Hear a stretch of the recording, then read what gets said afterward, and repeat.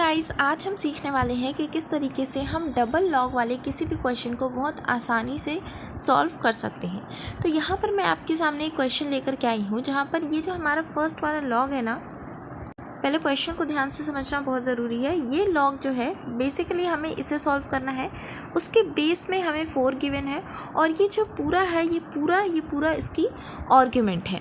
और आर्ग्यूमेंट जो है उस आर्ग्यूमेंट के अंदर खुद एक लॉग है। वो लॉग कुछ इस तरीके से है, लॉग 81 जिसका बेस है 3। ठीक है, तो ये हमारा क्वेश्चन है और ये आपका ये पूरा आर्ग्यूमेंट है और यहाँ पर कुछ इस तरीके से है। ठीक है, सो आई होप कि आपको क्वेश्चन सबसे पहले समझ में आ गया होगा। अब बारी आती है कि हम इसे सॉल्व किस तरीके से कर सकते हैं।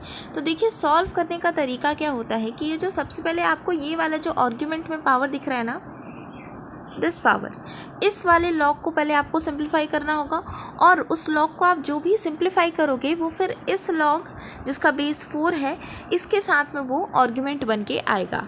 क्लियर? तो अब हम सबसे पहले ये वाला जो पोर्शन है हमारा लॉग 81 बेस 3, इसको सॉल्व करने वाले हैं। सो लॉग 81 बेस 3 को सॉल्व करने के लिए मैं इस साइड में कर रही हूँ लॉग 81 बेस 3। तो 81 को हम क्या लिख सकते हैं, 3 की पावर 4, तो it will be equal to log 3 की पावर 4।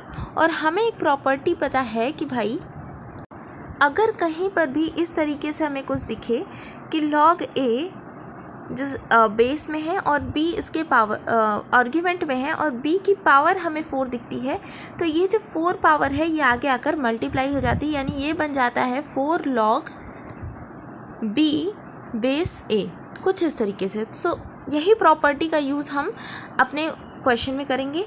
तो बिल्कुल इसी प्रॉपर्टी का यूज़ करते हुए यहाँ पर इस वाले 4 को, ये जो 4 आपको दिख रहा है, इस 4 को मैं आगे यहाँ मल्टीप्लाई में ले जा सकती हूँ ना, तो ये हो जाएगा 4 लॉग 3 बेस 3। और लॉग 3 बेस 3 को अगर आप ध्यान से देखोगे तो इट विल अल्टीमेटली बिकम 1। ठीक है, ये वाला इतना जो पोर्शन है लॉग 3 बेस 3 ये बन जाएगा आपका 1। तो यहाँ से हो जाएगा हमारा आंसर 4 इंटू 1। ठीक है, 4 into 1 which is equal to 4। तो हमने अभी क्या किया है, केवल ये जो आर्ग्यूमेंट वाली चीज़ थी ना, इसको हमने सॉल्व करके आंसर लाया है 4। यानी कि इस सेम क्वेश्चन को मैं लिख सकती हूँ this is equal to log 4। अब ये आर्ग्यूमेंट को हमने सिंप्लीफाई करके आंसर ला दिया 4 और ये नीचे बेस वाला 4 तो एज इट इज़ है। ठीक है, समझ में आ रहा है? अब log 4 base 4 is equal to 1, तो हमारा जो फाइनल आंसर आ जाएगा that will be equal to 1। यानी सिंपल है, सबसे पहले अगर आपको आर्ग्यूमेंट में लॉग दिख जाता है तो सबसे पहले आप आर्ग्यूमेंट के लॉग को सिंप्लीफाई कीजिए, जैसा कि हमने इस साइड किया हुआ है, और उसके बाद में आर्ग्यूमेंट के लॉग को सिंप्लीफाई करने के बाद जो हमारा आंसर आ रहा है उसको जो आपका मेन क्वेश्चन में जो लॉग है ये वाला लॉग, उसके आर्ग्यूमेंट में रखिए और फिर आराम से उसे सॉल्व कर दीजिए जैसे हम करते हैं। So thank you so much for watching this video.